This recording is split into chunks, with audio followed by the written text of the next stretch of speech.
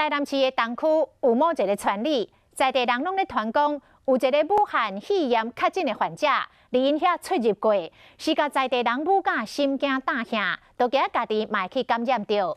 里长为着要安里民的心，只好是开钱请人来喷药啊，甚至阁有人咧传讲，这个里长有真侪喙暗会当发，是互这个里长真困扰。卫生单位再次来强调，讲传播着防疫无实在的消息，相关会当罚款300万。前几日晚沿路喷药啊，铁门喷仔甲水沟挂，每一个所在拢喷。这拢是台南东区的周里长家己提钱出来，因为实事无多接受谣言，四过团都没有消息，没有这个事项，那到底是谁传出来，我们不知道。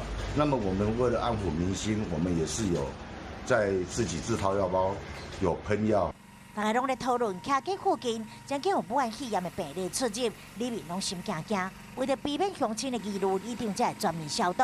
但是谣言唔拿这件。450名的里面来说，里长有在发口罩，里长有在发酒精，连我自己都没有口罩了，我去哪里拿酒精口罩给你们？